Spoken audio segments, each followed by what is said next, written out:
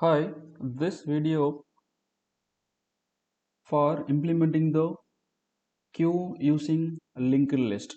Here, when we are using the linked lists for implementing the queue, the memory can be allocated for new node dynamically during the runtime. So we can insert unlimited number of nodes together in the queue. We will use two pointers, front and rear, to denote the front end of the node and rear end of the queue. Front and rear end of the queue. So here the given queue is having front pointer. The front pointer is representing the first node in the queue. First node in the queue, and there is list of nodes available in the queue. The rear pointer is used to represent the last data which is inserted in the queue. Since we are having first in first out procedure, the data which is uh, entered into the queue last will be available in the end of the queue. The data which is entered first in the queue, that will be available in the front of the queue. The example is given here.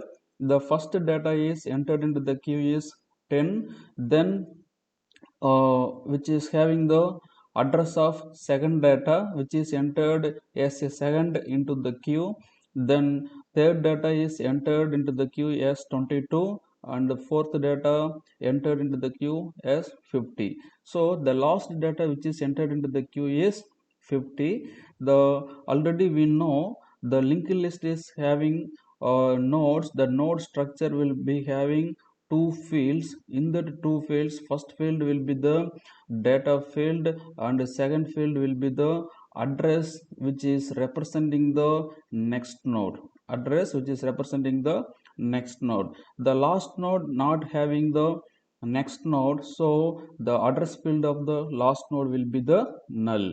So then here how to create the node using Java class. So here we are creating the node. The node structure will be the two fields. In the two fields, data field and next field which is having the address of next node. So we are creating the data field. Now here I am using integer data, so that's why I have created with integer data type. If you want to create with the suppose my node will have string name, then I can create the variable in the data type of string name. Then next field is representing the another node.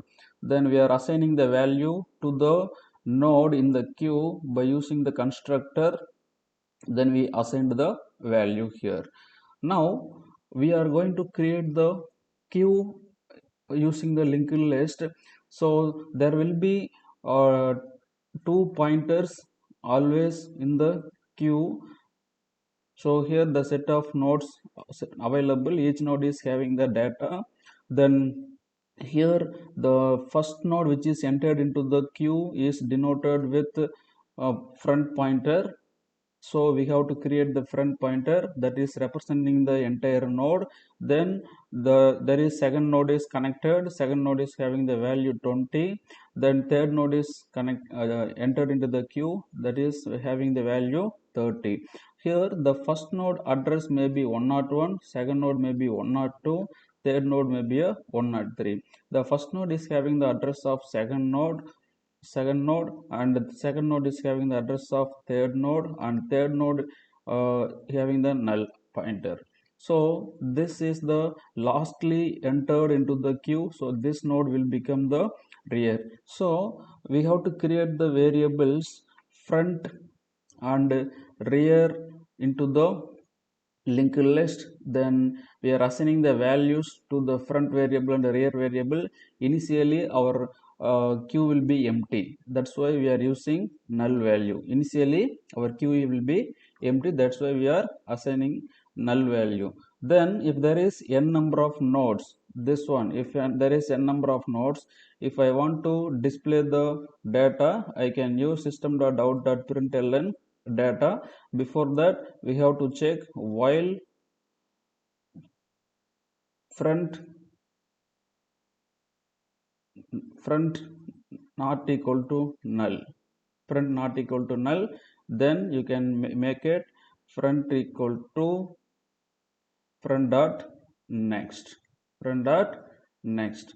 So then you can display the data right here. uh, you can display the data here continuously, right? So this is the way to display the data in the linked list queue implementation using linked list. Thanks for watching.